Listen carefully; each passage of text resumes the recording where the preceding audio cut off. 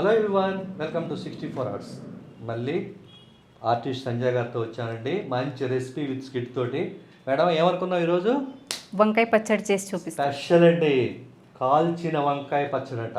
అస్సలు భలే ఉంటుంది కదా, పొయ్యి మీద కాల్చి చక్కగా తింటుంటే ఎలా ఉంటుంది అలాంటి పచ్చడి. మేడం చేసేద్దామా? చేసేద్దాం. మరి రెగ్యులర్గా మనం ఫస్ట్ స్కిట్ చూపిస్తున్నాం కదా, ఫస్ట్ స్కిట్ చేసేద్దాం. తర్వాత ఈ కాల్చిన వంకాయ పచ్చడిలోకి వచ్చేద్దాం. ఆ తర్వాత మీరు చెప్పకుండా నేను వెళ్ళిపోతా. ఓకే, ఓకేనా? బట్ లొకేషన్ చేంజ్ చేయాలి కదా. Yeah okay, location change. Next ఏంటి మేడం? మనం ఈ వంకాయ కాల్ చేసుకుందామండి పొయ్యి మీద. పదండి, మీరు వెళ్ళండి సార్ కిచెన్లోకి. Gents not allowed. ఇప్పుడు మనం ఈ వంకాయని కాల్ చేసుకుందామండి. దీనికి కొంచెం లైట్గా ఆయిల్ రుద్దేసుకుందాము. ఇట్లా కొంచెమే సరిపోతుంది. మరీ హై ఫ్లేమ్లో పెట్టకుండా మీడియం ఫ్లేమ్లో కాల్చుకుందాము.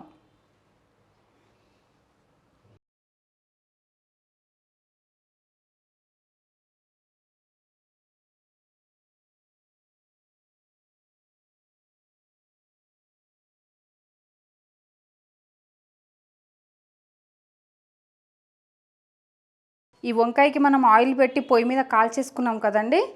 ఇప్పుడు ఇదిగో పొట్టిలా ఈజీగా వచ్చేస్తుంది. చూస్తున్నారుగా ఎంత నీట్గా ఊడిపోతుందో ఈ పైది పొట్టంతా. ఈజీగానే బాగా కాల్చుకోవాలి, కాలితేనే పొట్టు ఇలా ఊడిపోతుంది. కాలలేదనుకో పొట్టు రాదు. మంట మీద కాల్చుకున్నాం కదండి, కమ్మటి వాసన వస్తుంది. ఓకే, చూసారుగా పొట్టంతా తీసేసుకున్నాం. దీన్ని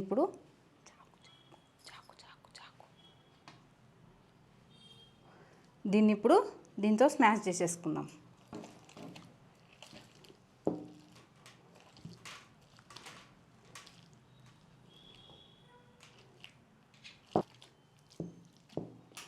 చాలు, మరీ మెత్తగా కాకుండా ఇలా కొంచెం ఇలా అనుకుంటే సరిపోతుంది. ఓకే అండి, ఇంకా మనం స్టవ్ ఆన్ చేసేసుకుందాము. ప్యాన్ హీట్ అయిపోయింది.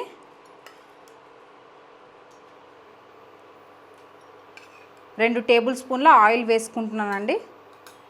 ఆయిల్ హీట్ అవ్వాలి. పచ్చడి కూడా చక్కగా కాలింది, మంచి గుమగుమ వాసన వస్తుంది. చేయటం కూడా చాలా ఈజీ కదా, చాలా ఫాస్ట్గా అయిపోతుంది. పొయ్యి మీద కాల్చుకుంటాం కాబట్టి దాన్ని టేస్టే వేరు. ఈ పోపు దినుసులు అన్నీ వేసేసుకుందామండి. ఒక్క టీ స్పూన్ సరిపోతుంది. పోపు గింజలు కూడా అయిపోయినాయి కదండి. నెక్స్ట్ ఏంటి?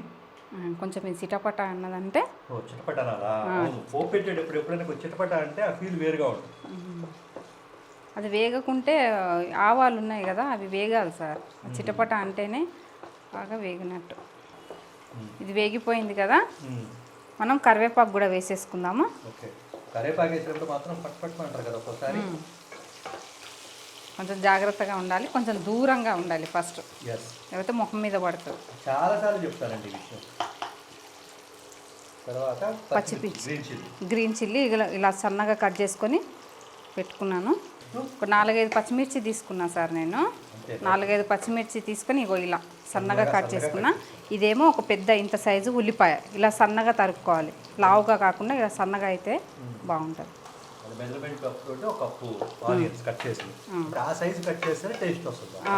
ఈ సైజు కట్ చేసుకోవాలి, మరీ లావుగా ఉంటే కూడా బాగోదు పచ్చళ్ళకి కదా. పసుపు కూడా వేసేసుకుందాము. హాఫ్ టీ స్పూన్ అయితే చాలు. పసుపు వేసిన తర్వాత కొద్దిగా కలపాలి. ఓకే అండి, నెక్స్ట్ ఒక స్పూన్ కారం వేసుకుందాము. రెడ్ చిల్లీ పౌడర్ అండి, టీ స్పూన్ కదా అది సరిపోతుంది. సాల్ట్ కూడా ఒక టీ స్పూన్ వేసేసుకున్నాం. అంత పెద్ద వంకాయకి సరిపోతుంది. తక్కువ ఉన్నా వేసుకోవచ్చు, నష్టం లేదు. ఎక్కువ అయిపోయింది అనుకో ఇదంతా వేస్ట్ అయిపోతుంది. అందుకే ఎప్పుడైనా ఉప్పు తగ్గినా పర్వాలేదు, తర్వాతైనా యాడ్ చేసుకోవచ్చు. అటు ఎక్కువైందంటే ఇంకా దాన్ని పడేయడమే తప్ప దేనికి పనికిరాదు. కొంచెం బాగా ఫ్రై అవ్వద్దండి.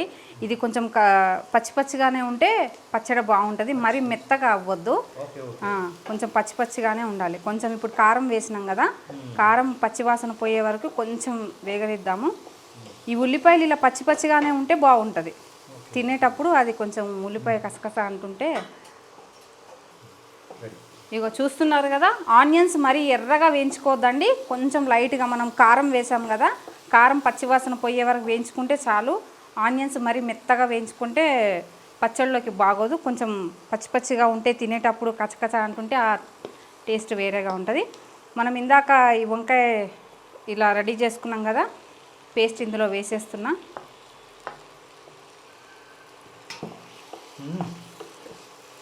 స్మెల్ మాత్రం సూపర్ మేడం.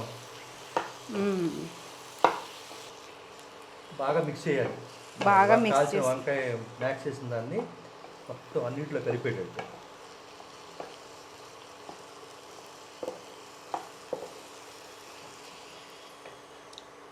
కొంచెం కొత్తిమీర కూడా వేసేస్తున్నాను.